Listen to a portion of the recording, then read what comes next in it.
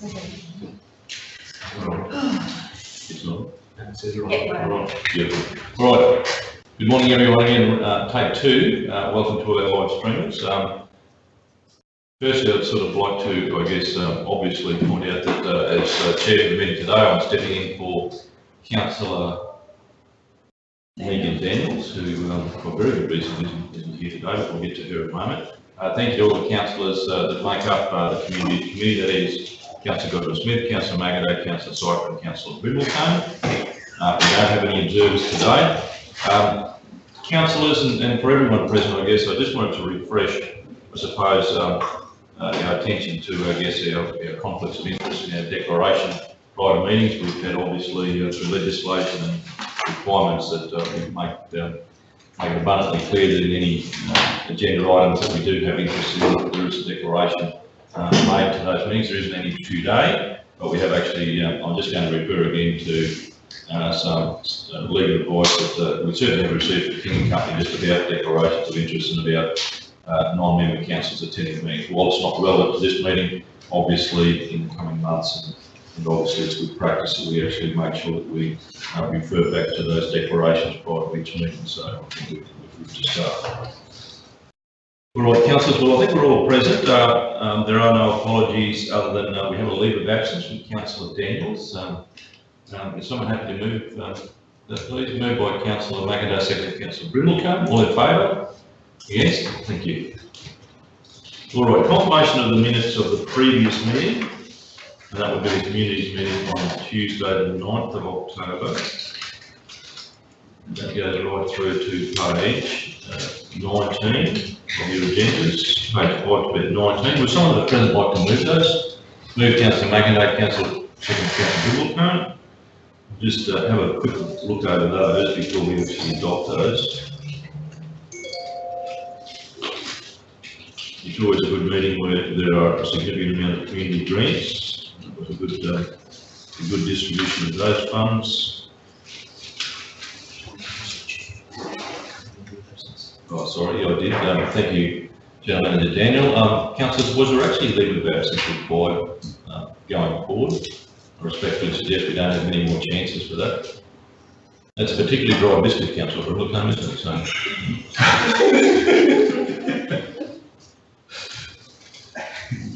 No, leave required. Thank you. Thank you for reminding me, Daniel. Councillors, all good with those minutes? Been moved and seconded. All in favour? Against? Thank you. Councillors, that quickly brings us to review of the outstanding meeting actions. Do you want to look through those, Daniel? Are we good with those? Just through Mr. Mayor, in particular, outstanding meeting actions for this meeting, council is a 6-monthly review.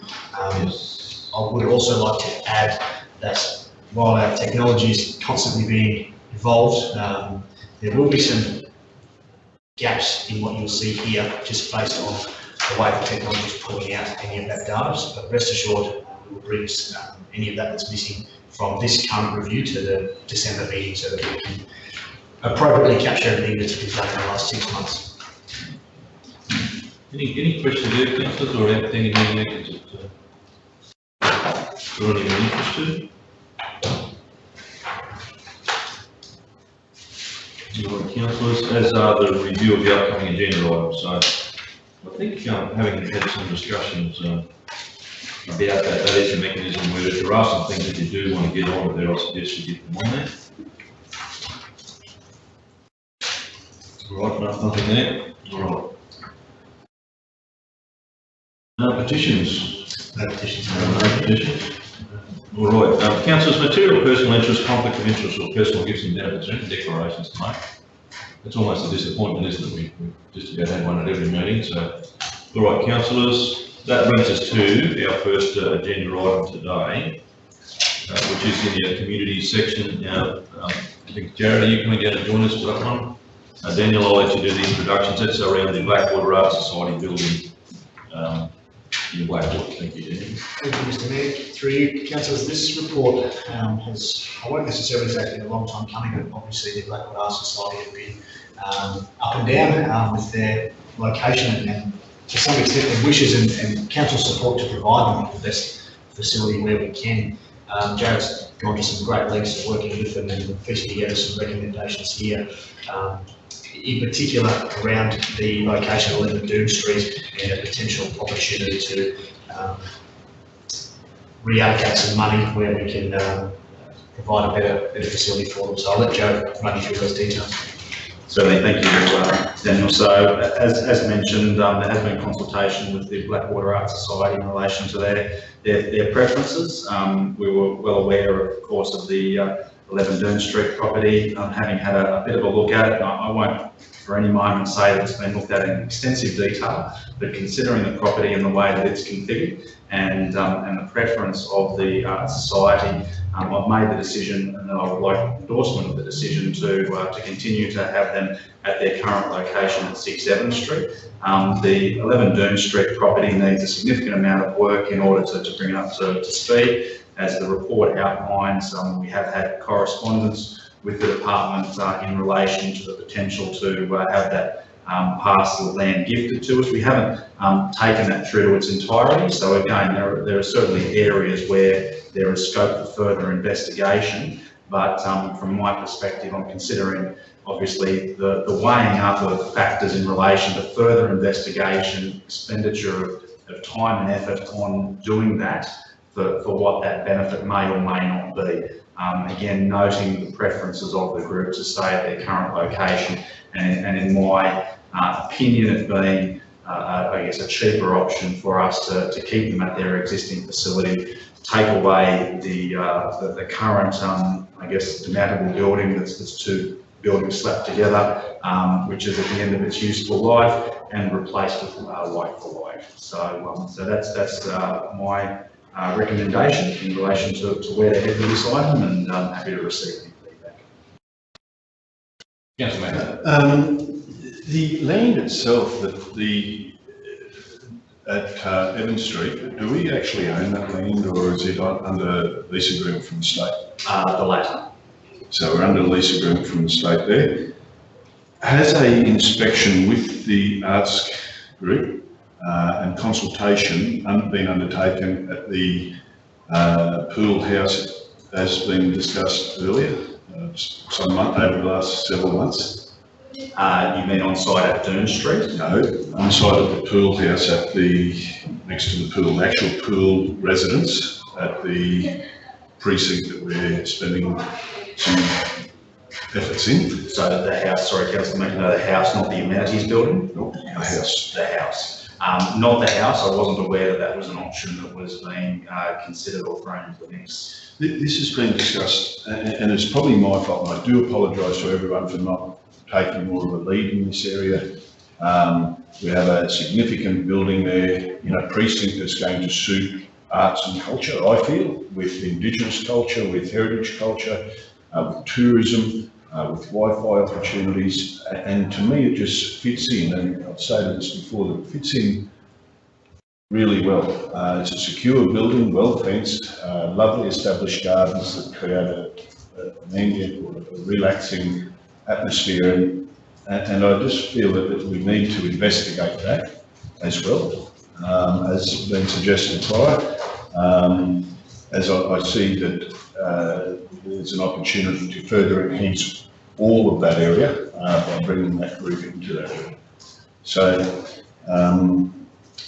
yeah, I don't know where to go from here. We have at present council employees living in that building from memory. Through you, Mr. Chair, that's my understanding as well, that we have currently one of my parks supervisors. It's okay, because when we've got other things there, do we want that to be undertaken? Do we want that to be continued? Yeah, that's the long-term play for that. I just want to look at the longevity of what we're trying to establish in a community precinct that would enhance the Arts Society. I feel, and I'm not a buff. I'm pretty clever at it, but I'm not, I've never been awarded anything. But I just feel that it would be a very suitable and worthwhile if we were to undertake that consultation with the art group on location prior to any further decisions. That's my view. And I just think it ties in beautifully for where we want to take that community, Chris. I'll zip it. Thank you, Nick. No, that's a good point to make, Councillor McAdoo. I think the discussions with the art group, and I think this is just on the couple of occasions that we've spoken to them recently. I think the last community consultation after a meeting down there was that they were very determined to stay in that location, probably based on the fact that they believe that their membership is not likely to increase. So the commitment to, I'm not disputing that you've always said that option was something you'd like to see investigated, but it was a case of they just felt with the small numbers in the club that probably that location was best suited to their potentially their medium to longer term future, rather than take up the space, I guess you'd say, in that better building. That was just that was the words that were spoken to me. But I guess this could be a short discussion. If you're not happy with those recommendations, there we can actually move this back to the general meeting this afternoon and discuss it. Jared, Sorry. that, the building that's there now, it's like it is in a fairly dilapidated state, so did we? Sorry, at Evans Street, At at Evans current Street, location. Did we put that there? Did we put the building there? I can't answer that, I'm not Yeah, aware of what. Because I mean, I guess my concern is like, if we had put that there, we couldn't, even if you went to another site, you'd still have the responsibility of doing something with that, you just couldn't leave that It was like that. It was the original ambulance centre for Blackwood, Oh, right, yeah, as far as I'm aware. yeah. It was the original ambulance location in its temporary stages. I don't know much about that house at that site, but I'm knowing the way those artists sort of use that space. I'm just not sure that a 3-bedroom, 1-bathroom, and I'm not even sure what it looks like, but I'm just not sure that a house is actually going to tick the boxes for an art group. They were pretty keen to have a space where it's open and. Yeah, sorry. Councillor, Do a procedural motion and move it to the general meeting, please. you like to lead that? Yeah, because we've got a resolution here that will need to be rescinded, which needs to have notice to rescind. Yeah, no, So as I it's said, not something that that's can right. actually be It's decided. a fairly comprehensive recommendation there. So the council's happy to do it. But before we do, council's happy to have other officers come here and want to talk to this. Karen, probably need some more background. I mean, I appreciate Karen certainly doing the management here, but certainly if you could provide some more information, Karen, that would do it. We've had a number of discussions with the group themselves over the time. I'm pretty sure that the house option has been put forward to them, but I can confirm that they meet on a Tuesday morning, so I can get in touch with the group straight after this meeting, the general meeting, and give you an update directly on it. Well, happy to do that. Well, council's happy to do that. Councillor Brindleton has a procedural motion that's moved that we move this to the general meeting, so I don't think we need a second in that case. If it's procedural, it's just moved by Councillor Brindleton. So all in favour? Against? Thank you. Thank you, Jared. Thank you. And that is a good mechanism that actually allows us to actually get that, discuss that with council. All right, councillors, Jared, you've got all the repair jobs today, and moving right along to item 10.2, which is the Willows Hall. Thank you, Mr Mayor, through you. Councillors, this report's coming to you with no real planning on my foresight on this. I understand there was a meeting held out at this building not that long ago, and it was identified some work needed to occur somewhat immediately, and fortunately Jared and the team have been able to piece together some information for that to progress, and I'll let Jared detail it for you. Thank you, Daniel. So as you'll see in the report, I've had members of my team go out there and have a bit of a look and have a contractor go out and provide some cost estimates in relation to repair works. There's a reasonably extensive list there of items for addressing, and I will preface that by saying that may not be the end of it. So once we get into it and start to investigate, there could be other things that come to light.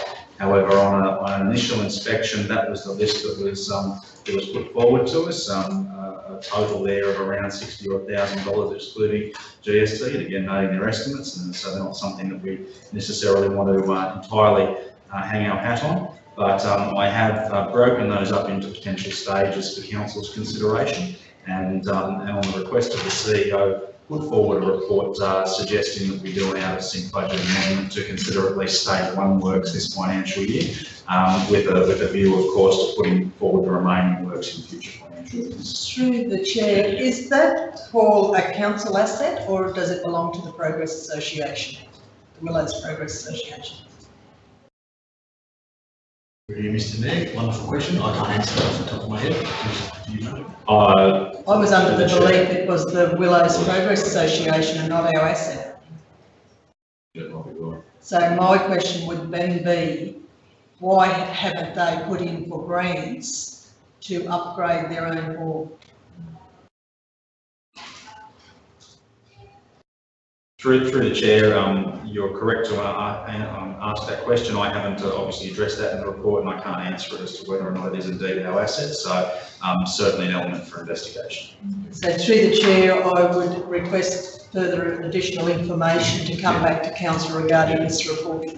So the recommendation was there that we included, but an alternative recommendation might be that we defer this item to a future communities meeting. Yes. To and a report regarding ownership and any, I suppose, history of applications for funding from the committee.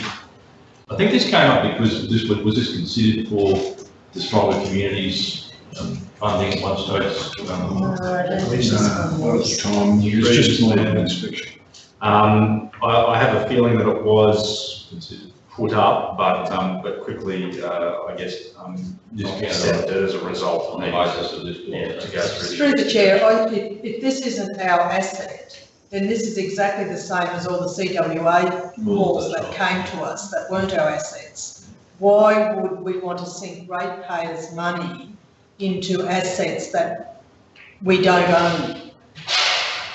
When there are other options for committees who own their own assets to actually improve those assets through a number of grant processes.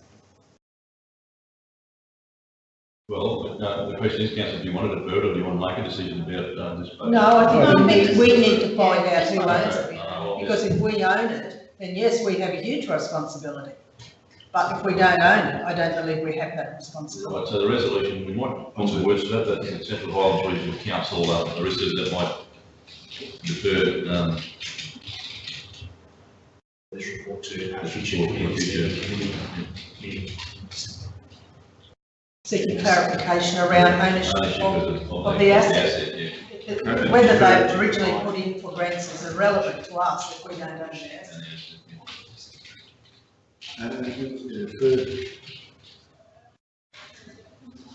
Of the asset. Would that allow time to discuss it further as well, or do we need to put that in the minute that we made?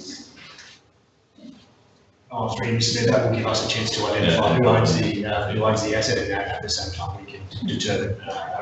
We will want to provide a closeout to this resolution anyway at the standing committees. All right, the rest of that usually starts with that, so just start the resolution with that, so that makes it in the right terminology. Right, so Councillor McIntyre's having moved it, Councillor Godwin Smith seconded it, all in favour, against, thank you. Right.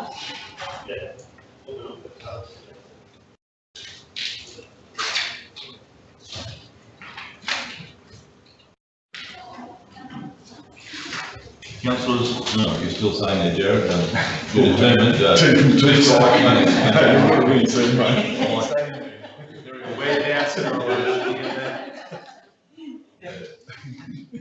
You'll get your percentage up here. All right, Jared, I'll let Daniel introduce this. This is around the Strong Communities program that I was just talking about. Thank you, Daniel. Thank you, Mr. Mayor. Through you, councillors, you'll recall I had a general meeting not so long ago, on the 9th of October.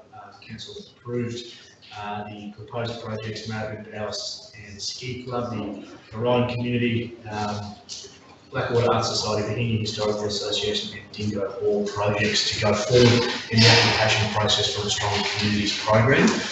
Note as well that that resolution was to allocate $30,000 towards the project, subject to the finalisation of those projects. So as we outlined at the 9th of October meeting, there was still a lot of detail that we needed to understand to formally put those projects against that program and specifically to meet the criteria. So Jared and his team undertook all of that work and were able to either include or provide substitutions for those particular programs. And the Stronger Communities funding has closed, so that that's all been finalised now. And this report is to close out which projects were actually formally put forward for that program. So Jane, if you can detail that.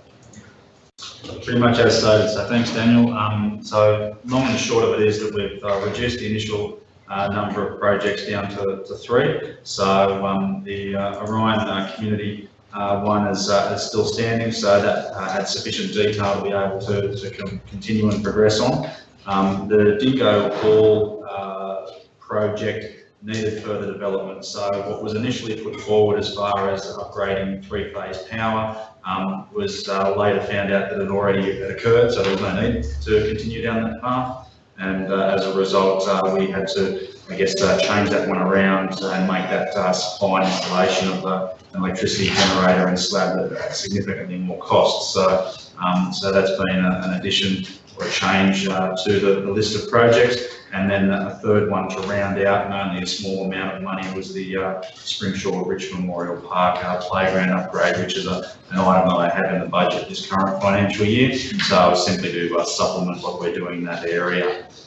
So yeah, with the Marraboon Power and Ski Club, that project had to come out as a result of being a potential 3-way contribution between the club, the federal government and council. So it's still something that we'll need to consider further in relation to a possible project for support, but just needed to work through the process there, and not being suitable in terms of meeting the criteria of this particular program. With the Blackwater Arts Society one, as we've already discussed in some detail, it was a project that needed further consideration to be finalised, so not appropriate for us to put forward at that particular time.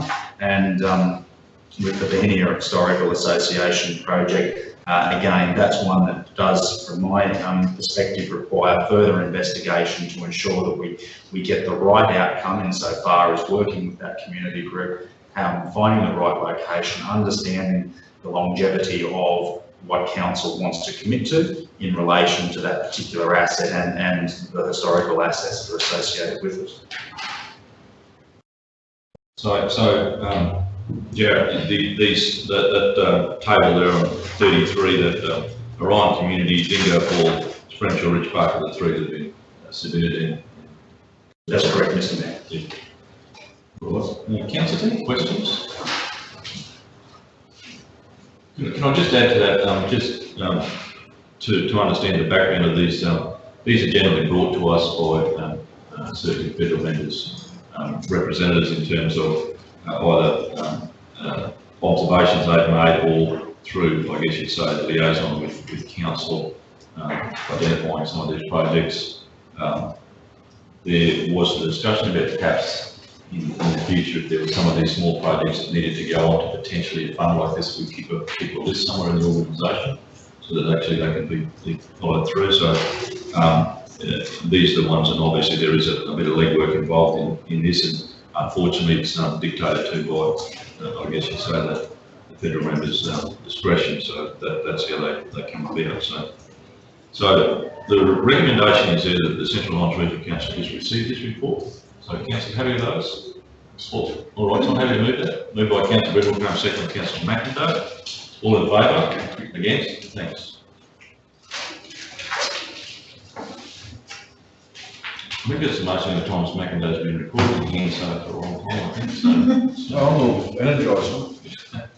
all right, page 35, 10.4, which is the update of the local. Thank you very much, Jared. That's one from 3. Yep. I'll be back. Yes. That's what I was. Update on local government professional international congress and business expo. Daniel, you're going to lead us through this. Well, thank you, Mr. Mayor. Councillors, this report, while I'm fearful I won't get a flaming good report that Gerard's got, is just a short synopsis of the Local Government Professionals National Congress and Business Expo, which I attended and presented at in Canberra late August this year, the 22nd to the 24th. Note an apology for this report being late. It was originally going to go to a different standing committee, but that agenda was overflowing, so it got bumped, and now just for completeness, we're bringing it back here as quickly as we can so it doesn't take too much longer. I think importantly, the one part I'd like to touch on, because I don't have an hour to go through my presentation, was the trip, the study tour to Queanbeyan and Palorane, an area or a development called the Googong development. Some interesting takeaways from that. Unfortunately, not a lot that we can repeat here in the Central Highlands, just based on their geography and not sharing the proximity to Canberra that they do. But nonetheless, that was quite a great opportunity for networking and understanding how some of those developments are working in other areas. So should an opportunity present itself, we'll be able to connect in with some of the learnings that they've had from that project. And I'm happy to take any questions on the report. I'm considering it to have been read. I think there's a terrible photo of me standing in front of Roger Federer, and the program is attached. Happy to take any questions. Councillors, questions? Firstly, I'd just like to congratulate you on the development, mate, and what you're doing, continually putting us out there in front of the market. And from what I did hear from one there, a colleague of yours last week at another convention, was that you did an outstanding job. So I just wanted to pass that on in a formal way. And again, congratulations and thank you.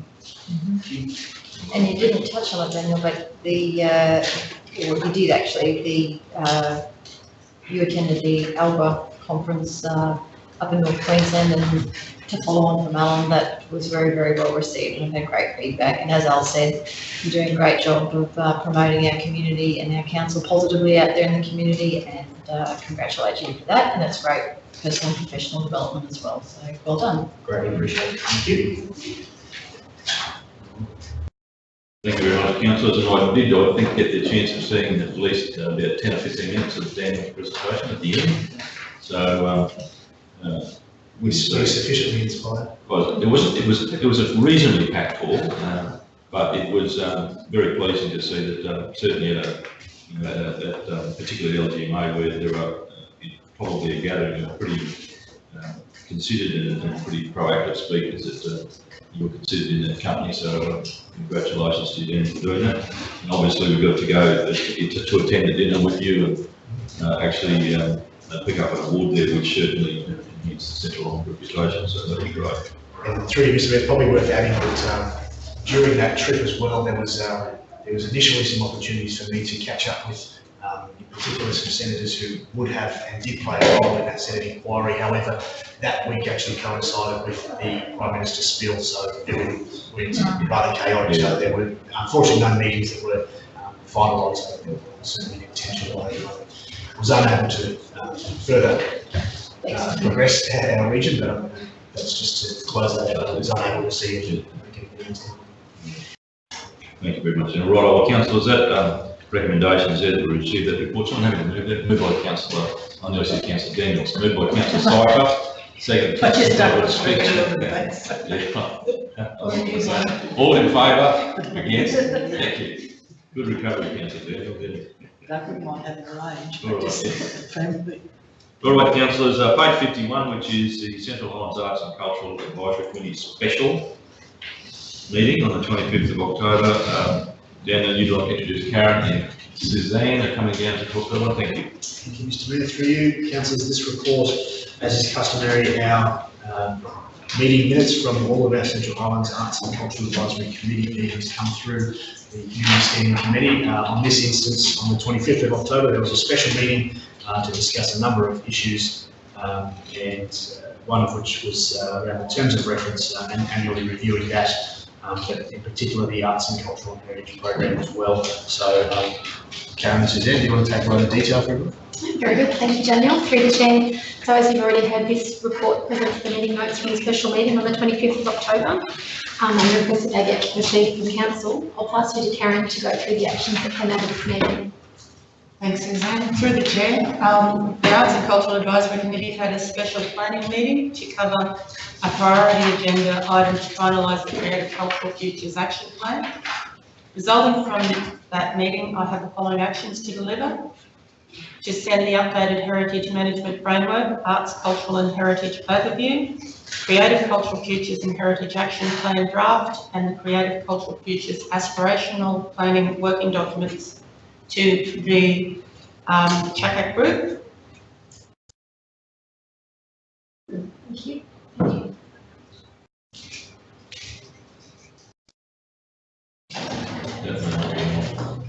There's a trick of turning the bottom one, I think, Suzanne, so. Oh, it could be that the batteries dead. Okay. I just have to project a bit louder. Yeah, yeah. Okay. Okay, so I'll just re-indicate those actions. I had to send out the Heritage Management Framework, the Arts and Cultural and Heritage Overview document, the Creative Cultural Futures and Heritage Action Plan Draft document, and the Creative Cultural Futures Aspirational Planning Working Document. We've got a number of documents and they were all to be sent out to the Advisory Committee. Ensure a new service agreement with the Emerald Gallery Incorporate clarifies expectations regarding the meetings and reporting. To liaise with the Emerald Gallery Incorporated requesting information and answers to questions and issues members raised during that meeting. To liaise with Les Alberts, manager of the Capella Cultural Centre, regarding the Queensland Ballet and Queensland Music Festival performance proposal. Further actions were that the Arts and Cultural Advisory Committee members moved to endorse the Creative Cultural Futures and Heritage Action Plan and the Creative Cultural Futures and Heritage Aspirational Planning document to be presented to the Executive Leadership Team and to Council. Also, that the CHACAC member Barbara Beasley would accompany myself to the Regional Arts Services Network Summit in Rockhampton on the 7th and 8th of November 2018. The next CHACAC planning meeting is scheduled to be held in Rolleston on the 22nd of November 2018. I now ask Council to officially receive these minutes and I hand back to the Chair. All right, thanks, Karen. Thank you. I just was really interested in the fact that obviously all those actions are in the recommendation. Is that how we want to do those? Yeah, it's really listed there, so that's been a recent change in terms of any of our advisory committees, any highlights around the actions or recommendations coming from those are to be brought forward. Okay, and yeah, I mean, I guess all in one. Yeah. So that's obviously the size of the meeting. Councillors, any questions on this? No, but I think I'd speak for the group in relation to the Emerald Gallery Incorporated, whatever they call themselves, EGI. For as long as I have been on this council, that has been a complicated arrangement and group to deal with, and I note that you are in conversation with them now, so it'll be good to get a little bit of an update. I think we do, as a council, we provide pretty good funding, and I'm not sure that group is functioning in a way that sees ratepayers' money spent well, and and I know that's been a challenge to deal with this particular group, but I just would like to highlight my concerns at this level about how that arrangement will look in the future. And through the Chair, I'd just like to respond to that to say that by the end of next week, councillors will receive a briefing note explaining some of the complexities of what's been going on and the next steps to address that. Yeah. Very good. Thank you, Susan. I think you said that very well, Deputy Gale. I think there's certainly been, and I think that's something that the gift that keeps on giving. We have had obviously some ongoing issues there. So. All right, well, look, councillors, is there any other questions? I mean, I know there's a lot of words in that, and there's obviously a lot of structure, but, I'm, like councillors have just said, really pleased to see, that structure that yourself slowly getting in place, and it's a move in the right direction. So I'm happy to move those KPS recommendations. Right, moved by Councillor Seitler, second Councillor Godwin-Smith, and that is that the Central Highlands Regional Council received those meeting notes there, 1 to 6, and the actions that go with them. All in favour? Against? Thank you.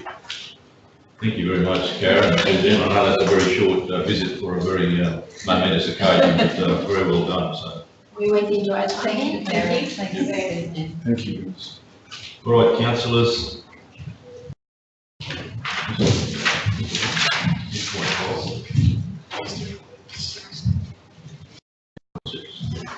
Right, councillors, 10.6, which is the community recreation and facilities, which is a quarterly update. Our intrepid explorer is back again for another crack at this. Darren, thank you very much. Dan, if you could just do the introductions again. Thank you, Mr. Mayor. Through you, councillors, this is your first time you'll be seeing this in a nifty report from our Manager of Community Rec and Facilities, Mr. Gareth Bryant, providing a quarterly update on essentially all things community rec and facilities. So noting the community rec and facilities area costs us a lot of capital in operational areas. I think Gareth made a wise call in bringing all this information on a quarterly basis to you, so I'll let him go through it for you. Thank you, Daniel. So I guess as a bit of an introduction, I've been at council now for about 7 odd months. So while in that time, it's obviously taken a little bit of adjustment to understand the complexities of the organisation and the region as far as how the structure within community rec and facilities works. I hope now that I've got a fairly good handle on that and reflecting it through the report. By the same token, I have called upon my coordinators to help with the development of this report, so that it's also giving a good opportunity for them to express how things are going within their area, for them to also develop their skills in relation to report writing, and to provide you with an overall snapshot of how things are going. So something that most likely should have got onto a bit earlier, but having now got a good handle on things, I hope this is something that on a quarterly basis I can provide and adds a bit of value to council to see where we're up to in the area. So as a general overview, what I've done is tried to sort of split it up into different areas as far as giving a snapshot of how I'm performing from a budget perspective, then within each of the functional areas as far as community facilities operations and works goes, parks, our sport and rec area, and then also into sort of more detailed areas of, say, our aquatic centres and cemeteries and the like. So you'll see quite a few things happening within the section. Similarly, capital has been taken out, and Daniel will talk to that later when we get to the full department report. So hopefully it's comprehensive enough, but certainly more than happy to take on board anything that you think is missing, that you'd like to see as far as additional information is concerned, or otherwise. So if there's anything you particularly like me to touch on, I'm more than happy to address it. Thank you very much, Jared. And yeah, it is very, very good to see this format. So it certainly gives us some good feel about just where you're going with the budget in relation to these. So, councillors, any questions? Isn't it interesting that there's less people using our pools? Yeah, a lot of home pools nowadays, and a lot less. Yeah. It's a bit of a worry. And through you, Mr. Chair, it is a very interesting observation, and if I were to cast my mind back to our draft aquatic centre strategy, I think we were down last year compared to previous years as well. So there seems to potentially be a bit of a trend as far as a decline in our participation or usage numbers. So that is certainly something that we do need to have a bit of a look at, and whether it's a focus area for us to understand that better, to see whether there's something we need to do as far as our facility mix is concerned, or whether that's a general trend in the community or the aquatic centre industry is certainly an item for further investigation and understanding, to ensure that we know and we can operate our facilities in a way that is required, that I guess is reflective of what the usage levels are. Just through the chair, the leasing at the Capella Pool, how long is that term lease? So through the chair, that lease was, they wanted initially a 1-year agreement. Now, when I drew up the lease agreement, I did it up as I guess, with the background. Our standard lease is a 3-year with a 3 and 3-year option, so another 6 years on top of that. With this one, while I was aware that they only wanted a 12-month lease, I did put in, instead of another 3 and 3, a 1-year option. So they had the option to be in place for 3 years if they wish. Okay, And so we were only forced to accept as well. So initially it's 12 months. Initially it's 12 Okay. months, so it's for review after that if we wish to. Extend. And through the chair, I don't mind saying in this meeting that we've received a lot of good feedback in relation to how they're going, and they have through a meeting only as soon as last week expressed a desire to potentially stay on board. So it's something for us to consider in our overall considerations as far as our strategic, I guess, direction with our aquatic centres is concerned, an item which I need to present back to council. No, because they are doing a really good job. Which is great to hear. Yeah, thank you.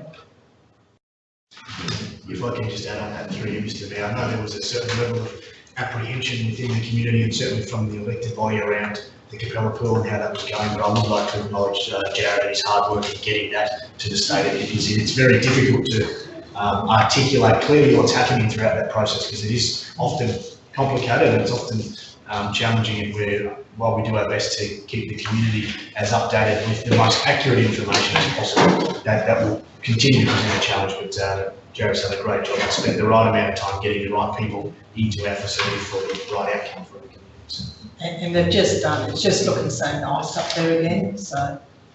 And through the chair, that is certainly a reflection on the current lessees. They're doing a great job of looking after the facility, but I will also say it's a reflection of the hard work that our Harks crews have put in as well. So without being disrespectful to the previous lessees, there was a lot of work that had to be done at that facility in order to bring it up to a standard, and there still is a lot of work that needs to be done. So it is, I guess, Springshaw is our oldest, and Capella's not too far behind, I think, in relation to asset age. So it will need upgrading as the years go by. But yeah, certainly needed an injection of effort into there to bring the grounds up to standard, and also to work out some of the operational back of house components with plant rooms and so forth. So it's an ongoing effort, but I think it's showing the dividends as far as having a great looking facility, and as you said, Councillor Cypher, the feedback we received from the community. Just one more question about the Blackwater Pool, and I'd say it's more a report back to council. I have been led to believe that there are some issues there with leakage. I don't know whether that's true or not, but if there are any concerns with the Blackwater Pool, could we just have a report back to council on that, please? Through you, Mr. Mayor, if there's anything you can share with us, Councillor Cypher, that'd be great. We can also make sure that there is no concerns around leakage and a brand new pool, that would be great. Through the chair, I'm not aware of any leakage concerns. I am aware of a number of concerns in relation to the assets generally within that area. So I actually have a meeting with the lessees last week and to have a good thorough walk around the facility to have a look at some of the concerns that they've expressed. So it's great that they're proactive and they're looking at those issues and monitoring them. And since I was last there is some noticeable difference in certain things. So it is an item that we need to go back to the builders with and make representation as far as defects are concerned. No, the person may have got it wrong, maybe the defects, but yeah, if we could just get some, when the time's appropriate, just to get some information back on that. Certainly, Councillor. And Jared, I know this is a July to September quarterly report, but a big shout out to your guys in Parks and Gardens and Communities for the clean up down in Alston in relation to the recent storms. That was, a lot of our community facilities have been damaged, and around the pool and the hall and parks and areas of recreation. So yeah, I'm sure your team were involved down there. So thank you very much. The community really appreciated the swift response to clean up, and and I know they're getting great support from the Springshaw office under your leadership. So thank you very much. Excellent. Thank you, Councillor Godwin-Smith. I'll certainly pass that on to them. Councillor, no other questions? All right, well, there's a recommendation there that we received a note that new quarterly update report for the community and recreation facilities for the period 1 July to September. Someone have to move that? Moved by Councillor McIntyre, second Councillor Brindleton. All in favour? Against? Thank you. Thank you very much, Jared. You certainly picked up a little bit there, so I reckon you're all back to square there. We'll get that next time. It's a good format. Yeah, I actually. All right, councillors, 10.7, which is our sister city exchange, and I noticed that Nicole Rickards is in the chamber, and Will the Reed is here as well. I think you're both coming down to share in the limelight.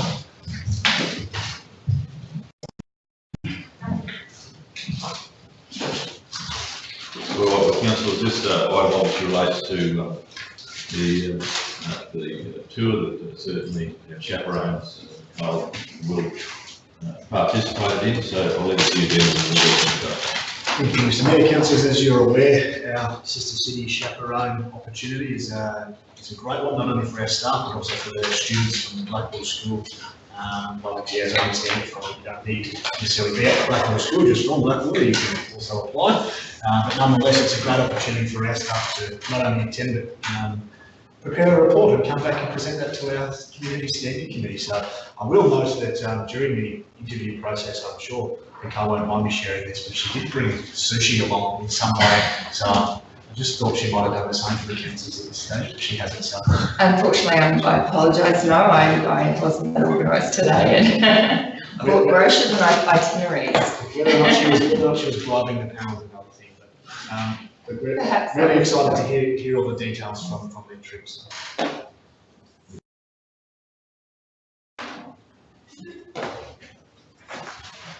Well, konnichiwa, watashi wa nome Nicole. Yes. Konnichiwa, watashi wa nome Will. Yes. So, good morning. My name is Nicole. We'd like to thank you greatly for the opportunity to go on the Sister City Exchange. It certainly is a huge learning curve and great experience. The students have come back with a greater understanding of Japanese culture. They thoroughly enjoyed the experience, so they pass on their thanks as well.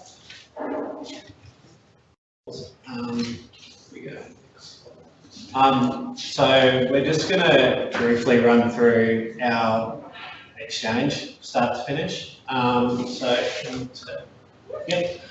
So after Nicole and I were selected, we had to prepare for our exchange. So throughout that process, we met with Linda and Annette from the communities, and also with previous chaperones, just to sort of see what they did, what we could do better, and how we can make the experience as good as it could be. There was also the initial meeting with the students and their families, and we also had cultural lessons with Sensei Thomas Braveman.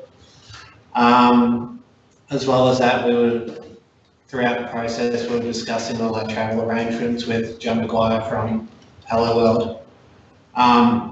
So on the right there, you can see all the sponsorships, fundraising and donations we did. So it was a massive effort. We're really proud to say that we raised $21,347. So that's a credit to the families, the students, to everyone really. Will and I were very fortunate. Some of the families some of the parents that of the students that went with us this year had actually had students that went previous years, so they were already well and truly prepared and willing to get in and do a lot of the hard yards with the fundraising. So good luck to those chaperones for next year. Yeah, we were certainly very lucky because they were so hands-on.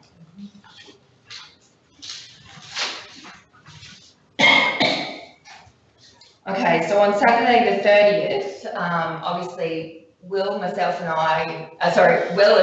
and 8 students all left. We had a bit of a hiccup the first day. There was a flight delay leaving Emerald, so we didn't leave until 6 o'clock that afternoon, which then threw the rest of the itinerary out, of course. So, however, it didn't dampen the spirits of our students. Some of them had never even been in a taxi before, so flying was certainly high on their excitement list. Some of them hadn't stayed in a hotel before, definitely hadn't stayed in a hotel room by themselves. So our first night in Brisbane, first time in taxis, planes, and in a hotel room by themselves. The children were just beside themselves right from the word go, so, which was great. Okay, so now we've gone over, so we actually flew into Tokyo. So as you can see up there, there's a lot of things that the students weren't used to. As Nicole said, some of them hadn't even flown before, so it was already a massive experience for them. On a lot of them had, it was all a learning experience really, especially as you can see up the top left there, the toilets. Obviously a little bit different to the ones back home, and also the food, but at the same time, I think all of them were willing to learn. They were all open to the experience, which certainly made Nicole and I's job a lot easier. I certainly found, I don't know about you, Will, but when it was time to use the bathrooms, there was nobody ever slow because everyone was running as fast as they can to get to the normal toilets. So, because we often found that in the public toilets, there'd be a variety of both the squat toilet and a normal toilet. So everybody soon took off when we saw public toilets to get to the normal toilet, so to speak. So we arrived at Ichinoseki and we stayed at Fujisawa House the first night. As you can see in the photo, the barbecue there that was provided by Central Highlands Regional Council is very well used. The first night was quite funny. There was a lovely lady, I think it was Aya, your host mother. She was cooking the barbecue and she explained, you know, oh yes, I always cook barbecue. I love barbecue. And I said, and she said, oh, you know, do you cook barbecue, Nicole? And I explained to her, well, generally it's the father or the husband or the male that cooks the barbecue, and however the mother or the wife will do the shopping and the salads and the preparation, and then the father gets all the thanks. And she thought that was the funniest thing in the world. So it is true, Bugger. So very fun to exchange little personal notes like that as well. So, but meeting Mayor Katsubi was very interesting as well, and I actually see that we have a replica of what's in the council over there, and he explained to us that this piece here is actually used to warn the town of fires. So there's a really big one in the council over there. So I often looked at that and thought, I have no idea what it is, but that's what that is. So to warn the town of fires. So after all the students, would you just be able to go back? Yeah, sure. So just in the bottom left corner, I found that really interesting. It's the Australian-Japan Friendship Park. So that was actually, was it a donation or? It was, yeah, between our council and Ichinoseki as well. So it's pretty cool to see that friendship's like still there after all this time. Oh, really? So how could we forget? So yeah. And so after we've done all that, we had a look around. All the students met their host families, so it was pretty cool just to see, like I guess their reaction to the different host families. The students, Japanese students and our students were obviously very excited to meet the host families. So throughout our process, we visited a lot of different places. So that place there, the Gembakei Gorge, is a national monument, lack of a better term. It was beautiful. It's always packed. There was obviously a lot of tourists and a lot of people around. Students, yeah, really enjoyed that. That's approximately 2 kilometres long, that gorge, so yeah, very beautiful. Visiting the schools was certainly a big eye-opener in Japan. The biggest difference to me was certainly how structured they are, and even down to the each year level, the students all wore the same shoes in every year. So whereby here in Australia, it's whoever's got the coolest shoes, I suppose. It's probably a good way to look at it in Japan, where if you're in grade 8, you have white shoes with a pink stripe, or so yeah, it certainly is an eye-opener how structured they are and how routine and even quite army defence force like. They're all very standing straight. Their uniforms very particular and articulate, so no, it was beautiful to see. But this was our first real experience with slippers. So when we arrived at the school, we were to take off our shoes. You'll see just up the in the middle behind the principal's office notice, there was a little shelving as you walked in the door to take off your shoes and swap over to slippers. However, yeah, my feet were maybe a little bit too big for Yeah. slippers, so I just had to wear socks everywhere. yeah, Will's foot and an average Japanese gentleman's Yeah, foot's it's a bit quite different. Yeah, so this is another place we visited, so that's Shusonji Temple. So that temple was founded in approximately 850, and it's a Buddhist temple, so it's there to, I guess, console the souls of people that passed away in a couple of major conflicts. It's quite well preserved, as you can see there. There's still the original buildings that are upkept, and again, it was a very good experience for the students. So that was back in the 11th century that was actually built. And it was very interesting to find out there was a beautiful big pond with lotus flowers on it, and we learned about an emperor that had lost most of his family in one of the conflicts, and where they had all died sometime later, the pond filled with lotus flowers, and it was sort of the first time sighting of lotus flowers, and that's where the saying behind the meaning, behind the lotus flowers comes, where they say through darkness and through troubled times, beautiful grows. So this particular emperor actually noted that through darkness, where he'd lost and saw his family being slaughtered, the flowers then appeared. So that was, it was very touching being at this temple.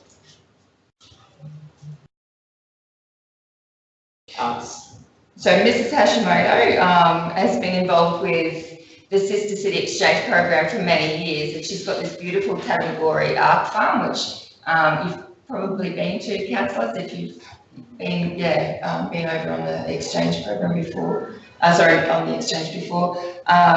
All of the products that are on the farm can actually be purchased within the shop, and that's the ingredients behind the menu at the restaurant there. So it was just beautiful to see herbs growing, vegetables growing. It's certainly well kept as well.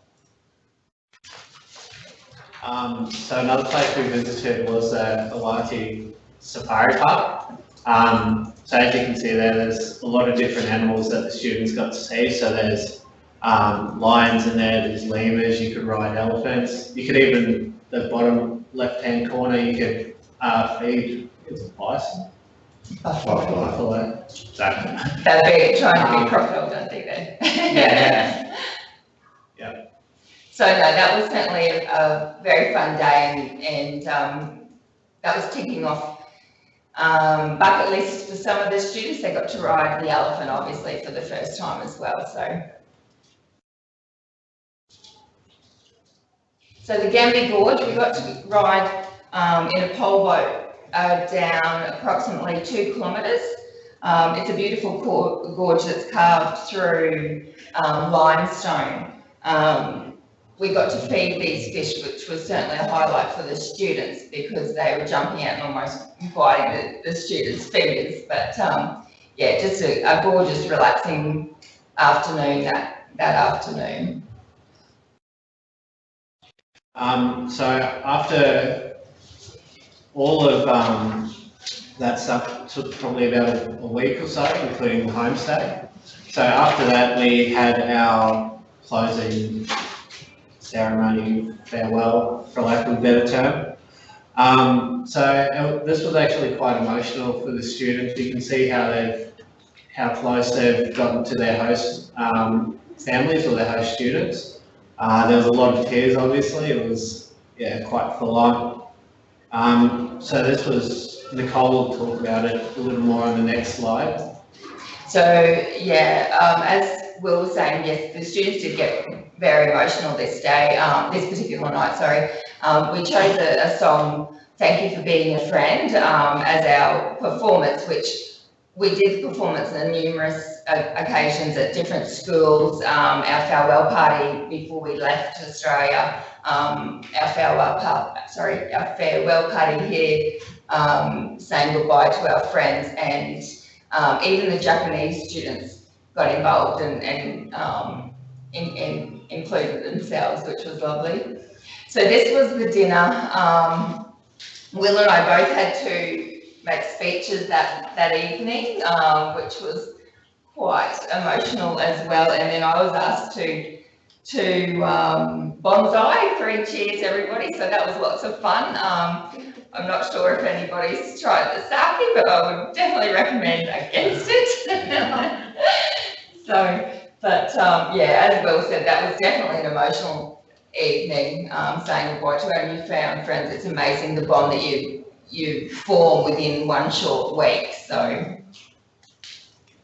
after Ichinausinki, we went off on our own part of the itinerary, and our first stop was back at Osaka to Universal Studios. Yeah, so we actually stayed, there's a train station right next to Universal Studios, so we stayed at one of the places right there, which is good to see. I don't know if anyone here has been to it, but it's sort of like a precinct. So you've got the Universal Studios, but you've also got different shops, different restaurants, and it's sort of an American style thing. So the students really enjoyed that. There was a lot of like roller coasters and yeah, a lot to keep them occupied. Will brave the roller coasters for the students. Suki Lala, Mum, you didn't. So, Hiroshima was probably the most significant day for me personally. Visiting a place which had been destroyed by the first atomic bomb back in 1945, it was extremely overwhelming for a lot of the students. I think one of the students hadn't had a full insight as to where we were going, and I remember her saying to me, Nicole, this is some real poor place we're going to today, and I said, darling, you need to get up to scratch with your history. So we sort of made a point of researching and reading a few more books, information leaflets and so forth that were there, and by the end of the day she was almost in tears. So you know, they have this amazing Peace Memorial Park, and it is so well preserved. One particular area, the Hall of Remembrance, was designed to inspire thoughts of the victims, prayers for the peaceful, and to sit back and contemplate peace.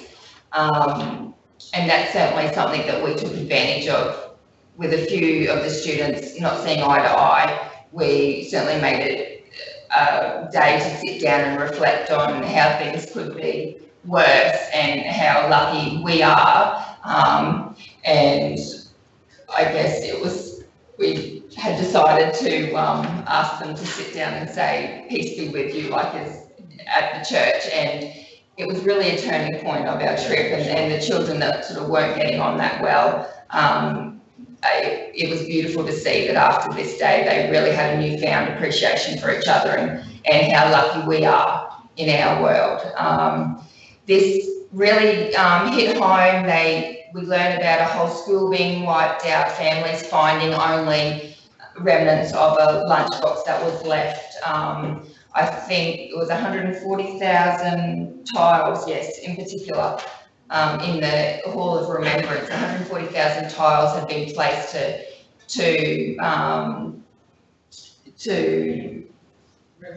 represent is the word, thank you, each of the members, the victims that had actually died. So that was the estimated number of victims that had died up until 1945. By the end of 1945. We learnt about a lot of conflicts as well. There was a gentleman standing beside the A-Dome where he's very controversial, so I sort of said to the children not to be too involved with what he's saying. You know, we'll just take it what it is. And we read all the information within the memorial park. I do remember being quite taken aback that the gentleman that was there and was being very controversial. He was saying, of course, how much he is against America and the United States, and one of our students had a Ralph Lauren America hat on, which we quickly took off. We certainly didn't want to cause any anger with him. But no, it was certainly an emotional day, and I think moving forward, it was something that I wish we had done earlier in the trip. I suppose just for the students to realise how lucky we are, and perhaps any little minor conflicts that were typical students, may have been resolved earlier. But overall, it was certainly well and truly worthwhile going there. Yes. So just on Hiroshima as well, I think the students, it's one of those places where as soon as you get there, there's just an atmosphere, like you can tell that something's going on, if that makes sense. As Nicole said, some of the students didn't know too much about it, so I think it was a really good opportunity for them to learn, just to be aware, I guess. So after we went to Hiroshima, the last day, as like a little treat to the students, we went into this big, can't remember the name of the place off the top of my head, but it was a big shopping centre in Osaka. They were pretty keen just to let loose and do a bit of shopping and whatnot. And we actually ended up at a karaoke bar, which was pretty cool.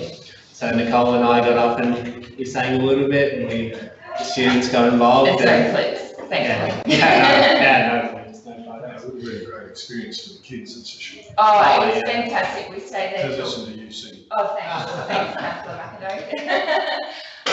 No, we stayed there until about 2 o'clock in the morning because we had the flight home the next day. So that well and truly made them tired for the flight home. We had a few issues on the way over with one child getting quite motion sickness, and so that certainly helped him sleep well on the way home. But no, Will definitely came up with a great idea of going to karaoke that night. The kids absolutely had a ball, and it's a good way to end the trip. Yeah, it was a really high note. So, from the bottom of our hearts, we'd like to say arigato gozaimasu. Thank you very much for the opportunity to take these students on the exchange.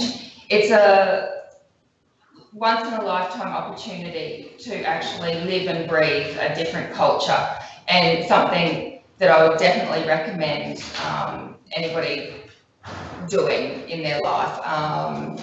It's Fire. Fire coming. Sandy. Oh, great. That's right. But no, it was a life-changing experience, and as I said, we thank Central Highlands Regional Council from the bottom of our heart for such a great opportunity. And the other team down the back, I know Linda's here as well. You're really right, Nicole. I mean, I think anyone that's had the opportunity of travelling over there, whatever shape or form, particularly for the friendship exchanges, you just get it after a while how much it means to people. And an exchange with the kids is fabulous. And there's a whole pile of people. I'm really pleased to put all their names up there. There really is a really strong support that goes into making sure this keeps happening. And I know each year we I know Linda probably does a lot of work around, and then it does a lot of work around making sure that there's, that funding happens and fundraising happens. So, we'll be out to you, and I'm sure that you'll be great ambassadors for anyone else in this organisation anywhere that wants to consider going. Sure. Absolutely, like you can see it in their faces how passionate they are. The Sister City, the FIFA group in Japan, Linda, Annette, like it is something so worthwhile and beneficial. The students come home different children, like they really did. They have a new appreciation for right from the start, the fundraising, the effort that goes into it all. The work behind it all, it's just amazing. It's such a great program, so thank you. No, thanks, Will.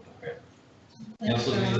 Yeah, and I'll just say that, reinforce what the Mayor says, I'm sure you guys were great ambassadors for our council and our region, and you did a great job with the kids and kept them safe, and they've learned a lot and grown a lot, and you've brought them home safe. Perfect. Well, All present, correct.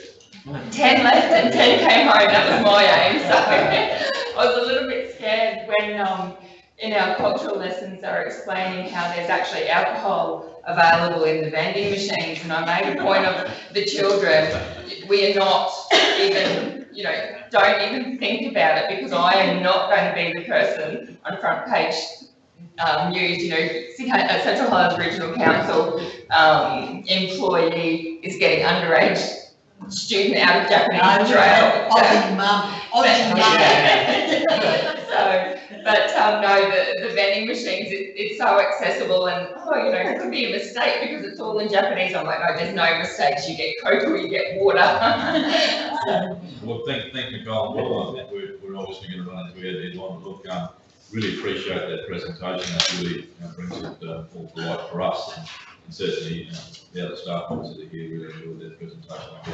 Congratulations to you both. I know your personal development sort of has gone ahead leaps and bounds really. So appreciate it. Thank you very much. Thank you. Thanks, guys.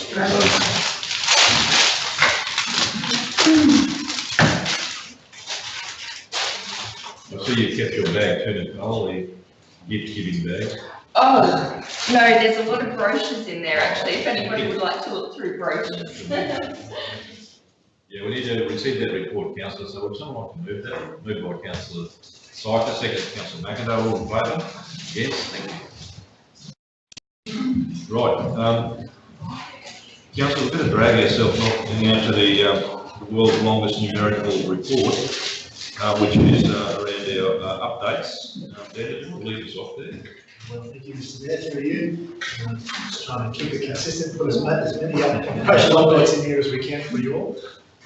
Believe me, there's plenty more that don't make the cut, so. It's like 100 more. Given our time, I'll obviously consider the report read, but touch on a couple of important things, and I will note number 44 is the overview of our libraries team, so that will take a little bit of time, but I don't want to steal time from them, but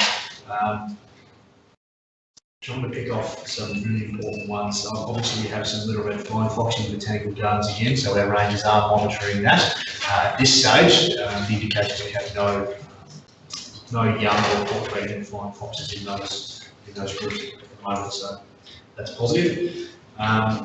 The container refund scheme has also been a flaming success. I don't know if anyone's been down to any of the drop-off points across the region, but it's almost jam-packed every weekend, people trying to claim their money. So there's a couple of really good opportunities for not only our organisations to take advantage of that across the region, but from a waste perspective and an education perspective, which we'll need to marry up with what's happening more broadly within the waste sector. The Garage Sale Trail was also held on Saturday 20th of October, another flaming success across our region. So I will note that some of the feedback we've received for the comms team from the Garage Sale Trail is that our local council does it the best in Australia. Something pretty specific that was quite impressive, and that can be a shout out to Hayden, who does our comms for that Garage Sale Trail as well. Number 24, we just heard about that chaperone program that our staff get the opportunity to go on, and it's with pleasure Number 24 identifies Belinda Pusey sitting with us and Courtney Wheeler. You're all aware of will be Council's chaperones for 2019, so it's very exciting. Have Your Say is obviously going. It's a flaming success as well. A number of different opportunities there to contribute, one of which was around Screnshaw in Ridge Park, Ridge Memorial Park there. And most importantly, the number 29 is our capital works program. So what we will bring to you, and as Jared mentioned, he had this as a big part of his original quarterly update. However, in accordance with trying to bring as much information from the capital works program to the council's attention, this will now be a regular piece in the communities update. So you'll see the legend there which indicates the projects either on track, monitoring or at risk. I want to acknowledge that towards the back of the list as well, you'll see a tally. Happy to take any questions though. You'll see a tally of those where 4% of them are at risk, and I do want to indicate that they've been categorised as at risk if some of those projects haven't started yet. So that's kind of a misnomer in that they may not necessarily be at risk, they're just not planned to have started yet. The benefit for it being categorised that way is our ability to stay on top of that for the council's benefit. So I don't necessarily want to suggest something's on track at this stage if it hasn't started, although albeit it still is on track. And I'll note that the red ones that are at risk have either not commenced or our new project management office, which you're all aware of, is contributing to that project in some way. So each month we'll be able to provide a little bit more detail and commentary around what projects may or may not be at risk, but I'm comfortable sitting here indicating to the Community Standing Committee that the capital program for our department is on track at this stage to be 100% complete. So I don't want to devalue any of the important information in here by skipping over it, but happy to take any questions, and if we don't have any, we might try and use that valuable time up if the library's open. It's not so much a question, but just thank you to the Ranger Services for the work they've been doing with Flying Foxes, and I'm more relating back to Duringa. I know they've been in contact with locals there and keep an eye watch on what's happening down there. So thank you to Ranger Services, and there was a bit of an instance which Brett cleared up, so thank you to Brett. Congrats to Linda and Courtney for chaperoning. I think you'll enjoy the experience as much as the kids, so it's certainly a great experience over there. That's it for you. Another question, Attention, the fire alarm bells and tones are being tested. We knew that. This is being tested, there's no need to evacuate. There is no need to evacuate. It does signal. It does work. I'll wait for the 13th. Did anyone spray smoke? You went near that thing, that's the all started since then. But I'm a bit excited about the Ideas Hub, and within not even about 10 days, you've got 9 ideas. So I think that's awesome, and I love the idea that people get a genuine response, and they know that their idea is being considered by the whole management team. So I'm excited about that. I think that's great. Through Mr. Mayor, that was I Yeah. guess introduced at Blue Day formally, and it's been very well received across the organisation. So Looking forward to hear how those ideas roll out. just get a stop to those alarms going off while we. Yeah, well, that's it. Now, to introduce our library scene, that was actually a welcome. I heard your comments, It was a warning. and I think this is a great initiative too, Dan, that you're bringing, to get in the boardroom. I know Q was really easy to refer to, and it's great. Thank you, Mr. Mayor. So, as you're aware, our library team does a whole lot more than just libraries, or just books, I should say. And I'd like to acknowledge the spaces in which our libraries team have been working over at least the last 12 months. From leadership by Suzanne and Kira, have been, the activation in those areas has increased markedly. So it's a real credit to the team, and obviously to the community that are attaching themselves to the programs that they've been doing. So without taking all of their thunder, I'll let them outline all of the work that they're doing. Thank you. I'll try to keep this really short, because last time I kind of got a bit too passionate. So I'll just start with a quick snapshot of the library service. So we are currently run by Suzanne Poulter, and I'm currently acting in our coordinator libraries position. We have 9 established library branches and 1 honorarium facility in Bohemia as well, with a total of 24 staff members ranging between full-time, part-time, casual and our trainee.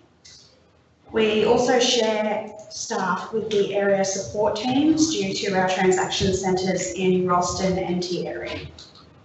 This year, the Library Service has welcomed 4 new staff members in Blackwater, Dingo, Duringa and Tieri, allowing for more reliable operating hours and an increase in consistency with library programs and services and events across the entire region. So we're very proud of that.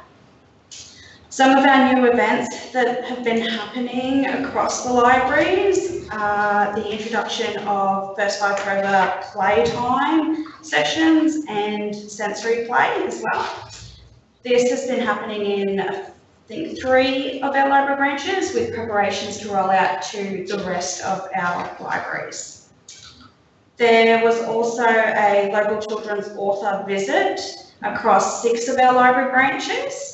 This is very different for the libraries, and due to the success of that event program, we're looking at planning more events in a similar manner. It actually took place during our regular programming times, which allowed for a guaranteed audience and a huge increase in our attendance as well. So we're very proud. The Library Service has also taken part in the garage sale trail, which, with information from our comms team, was a huge success with excellent compliments from the community, building their awareness of the library and that we are a part of council, and also the just building and services that they did not know we offered in the past. We had over 100 people attend and raised $210, so very proud of that. All 9 branches have also been dispatched robotics kits to be rotated on a schedule, and for the first time ever, that means that we can actually offer robotics technology and Lego technology in all of our branches. At the same time, we are also sending out and establishing kits for early readers and book club sets in an attempt to form consistency with our services and programs so that no community misses out. There's also been a coordinated pink ribbon event held in Tieri and Capella branches in an effort for more consistency. Due to the success of these programs, our Library Service is planning for more coordinated events across all branches, including simultaneous story time and the International Women's Day events. Our region's regular programming continues, and now we've been able to establish the programs and services in a more consistent manner across all of our branches, including some branches that were unable to provide them in the past. And we've developed more consistent resourcing across all of our branches as well. We are currently looking forward to several happenings in the future, such as our school holiday programs, the return of 3 of our new staff members from First Five Forever training at State Library of Queensland, and the live date of our new JP services, which will be offered from 6 of our branches. We have also been enrolling the remainder of volunteered staff for the JP program, so very soon in the future we'll be able to announce that we will offer that service at all branches.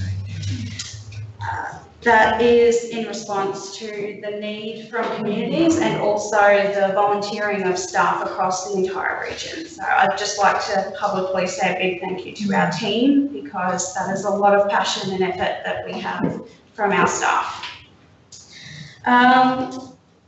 We are also working with our integrated library management system providers to replace our online catalogue with an up-to-date version, which will increase functionality, reliability, and be more user-friendly as well, which is all being done free of charge. So soon we will be able to announce that live date. A lot happening in the Library Service. I just wanted to ask you, I think last holidays, did we introduce a fee for some of the activities? How did that go? It's going quite well, and with that additional fee and charge, we've been able to increase the quality of our library services, and we haven't had any complaints from our customers at all. I think that is because of the quality going up, and our staff are determined to make sure that we do deliver consistent and reliable programming across all branches. I didn't want to focus on that first, but it was in my mind, and I thought I would ask you because it is an ongoing, I suppose, initiative we need to know how to. It is, and our planning has increased, especially with the development of our strategy and action plan that will be being brought forward soon. With all of that, we are planning to make sure that all of our programming, and especially anything with fees and charges, is of a high quality and standard, and that we don't slip into any sort of negative balance. No. Good. Councillors, any comments? I'm sorry, I'm not rushing you here, but sorry. The order was a big hit, so well done with that. Thank you. I've seen comments around the place where they can't wait for the, does that lady have a book out or? So she is currently writing another children's book, and because she had only visited 6 branches, Judy Ann has already contacted us and said that when we are ready, she is happy to visit the remaining branches. And with her next book, we are hoping to do a full 8-branch tour. I heard she was absolutely awesome. She was fantastic, and for the first time we got to actually incorporate digital media with the program as well, because usually it's mostly physical and action based. She also brought in photos and film clips, and we had a big TV set up. So it did work really well to try a different method with the audience, and that's something that we're trying to incorporate into our programming as well. Good stuff. That's great to hear. Thank you. Yeah, no, well done. And thank you for being patient and coming in and making sure. Oh, thank you for giving the libraries a chance to speak. Thank you, Suzanne. Council, I think we've got that's for noting too, Daniel, in this section. Yes, so the full communities department update report, that's back on page 113. So I'm happy to move that. Moved by Councillor Brimble, second Councillor Godwin-Smith. All in favour? Against? Yes, no. All right, councillors, 16.2, which is our customer and commercial services. Thank you, Mr. Mayor. Yes, thank you, Michelle. We might just quickly kick off with community and staff housing councils. So you'll see within your report, which will take us read, a number of some properties unfortunately damaged in recent storms. Some statistics there for you in regards to current vacancies, 23%, staff housing vacancies, 11% within our community housing occupancy rates. I suppose in regards to community housing, 6 vacancies in Capella, 2 in Emerald and 2 in Springshaw, so it's good to see most of those units occupied. We are having some transitioning in staff, which may cause us some issues over the coming weeks, where we unfortunately are losing our maternity leave replacement for Lisa Conway. So that's all good. Staff housing stats are there for as well. I won't take up much more time. I'll hand over to Rebecca as the Acting Manager of Customer Service to talk customer service and area officers, please. Good morning, everyone. Good morning, Bill. I won't spend too much time going over my report either, other than just to maybe highlight a few key points. The Keep Queensland Beautiful Tidy Towns visits by the judges, all staff involved and the various community groups involved in their visits commented that it was a huge success. Internally, all staff relished the opportunity to be able to understand the assessment and the criteria and liaise directly with the people who are judging the application. So I'm very excited that our next year and subsequent years of putting through our assessments should be to a very, very high standard for all our areas. So very worthwhile.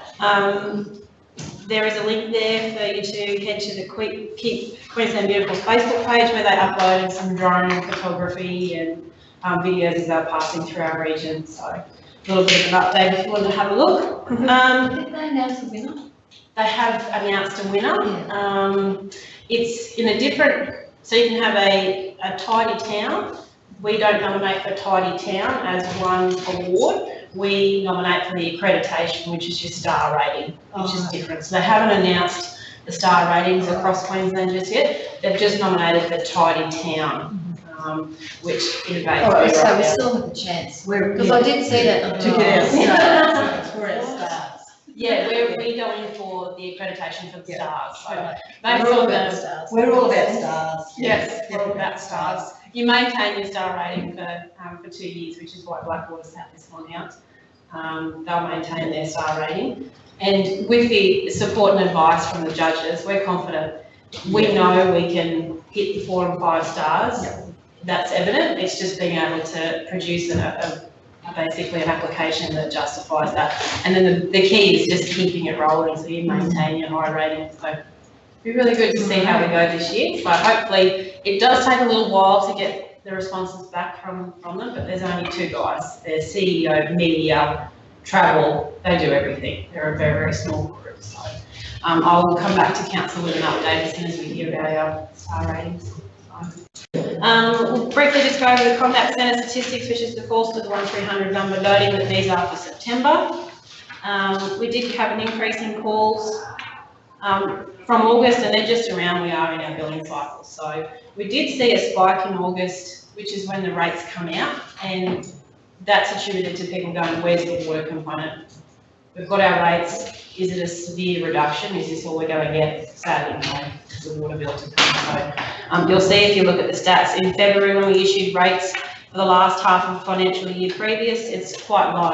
And then we come around the due period, which would have been March, we spike up again when we get lots of calls associated with payments. So it'll be interesting to watch the next sort of maybe 3 months worth of statistics. I suspect it's going to stay high. Very high, if not very high. And that'll become the norm to a degree. So we're watching that space for resourcing and a number of other impacts that will have on our team. And my understanding is the issue of the water rates. Yeah. Staff that I've talked to have indicated that they can't remember another issue as big as this that have caused such an influx of people ringing up, and you know, I acknowledge that our staff have done a great job processing all those calls, because it wouldn't have been easy answering. No, and I think when it hits the hip pocket, they can see from their notices that there was a $100 increase in the water access charge. It was the actual monetary value that was causing the most concern for them. So seeing the notices split out and then an increase, they were making their own assumptions about what we were trying to achieve. Yeah. But I think next year, you won't get the complaints next year. It'll likely be something else. Yes, work out their system. I hope and not. it's But it will be interesting, because I just understand that they can't remember another issue when they've received so many calls about. Yeah. We do forget fairly quickly. I would say that every rates notice. What we have found this last round is that we did rely heavily on the outer office staff to help us field a lot of those inquiries, and understanding that they're not used to the high volume and the disgruntled nature of call after call after call. So that widespread frustration from staff. I can say, hand on heart, my team downstairs, particularly just in Emerald, have fielded similar spikes over the years with the changes that we've gone through. The widespread, there's some of it can be attributed to the area office staff not being exposed to necessarily the high volume of calls that we've had to. Do those stats include the overflow to the other? It does, yeah. So that's all inclusive. Yeah. I just looked at it. It's not represented here, but I was curious as to that fact. And the last month to 6 weeks, the area office staff have picked up 1,100 calls on their own. Compared to the 2 months prior, so June and July, they picked up 200 calls. That's a big chunk, isn't it? So we're still analysing that and seeing what that looks like for the future and how we can equip them to be able to handle it. But yes, it's been a very intense time. The CRM statistics are there for your review. I won't pick up anything in particular other than to say you'll see some departments have got spikes, and we're working with those. They're just a backlog of requests that are closed but need to be cleansed. They need to be closed out properly. So we're on a plan to work through those as we move towards Toto, so making sure they're reflected where they're at. On the subject of Toto, we're making some great progress with our new business improvement officer on board. He's been able to help me and provide an enormous amount of skill and knowledge he brings to the position from working with technology systems and processes and their implementation. So we're getting some real traction in the customer request space, and we've got some testing done and in a really, really good position at the moment, particularly with the review of the governance structure. So very exciting there. After hours, an increase in calls and quite a spike, and that's just attributed, just wanted to highlight that when we have a loss of water, that when the town goes out with water here in Emerald, they just get bashed with a number of calls one by one. So it's not indicating anything in particular, other than there was 24 calls on one day there for loss of water. Some updates there that we've gone through, and that's basically it for this month. Mr Mayor, if I can just add a couple of comments, and I will acknowledge the efforts of the customer service, the frontline staff in regards to the water notices, and I know, and councils as well, who fielded the barrage, and, I suppose unprecedented that we would put out a news release in regards to not a cage to abuse our staff, and, but a great effort by the team, Rebecca, and there is a debrief meeting that Rebecca is scheduled for the 22nd of November for relevant officers in regards to, so what do we learn from this exercise? So, we don't want to be in this position again. So there will be those lessons and learning that we do put in place. And I don't think I've shared with councillors, Rebecca is another example of growing our own. Rebecca has been seconded to the manager of customer service position for a period of 12 months. She has a very extensive 12-month performance plan to deliver, and we'll receive coaching and mentoring through that. But another great example of, developing our own staff within the organisation. And needless to say, Beck, we're aware obviously that that small battle that's being run out there, but as you say, it's sorted now, and hopefully getting some structure around that will hopefully a lot more of. So, I appreciate very much the work that you do and making sure the staff stay in good mindsets around that sort of stuff, because it's to be trying. So. I'm not sure if it's been communicated either, but we are losing 2 staff if you get the opportunity in the next couple of weeks to have a chat with them. But Paige and Tony are. Yeah. When do they go? 14th of December. Yeah. So we're in full swing recruitment. Yeah. No one missed those guys, ladies. Well, councillors, we've got a recommendation that we received that update. Thank you very much, Beck. So someone has to move that. Moved by Councillor Brimacombe, second Councillor McIndoe. All in favour? Against? Thank you. Councillors, would it be okay if we hold a general business for another opportunity later on? I think we'll get that chance. I think that's it, Daniel. Is it? Well, just here, so that Councillor Roth doesn't give us a chance. Just got to end on the line, Kerry. Actually, I have about 4 things. Yeah, I can. Thank you.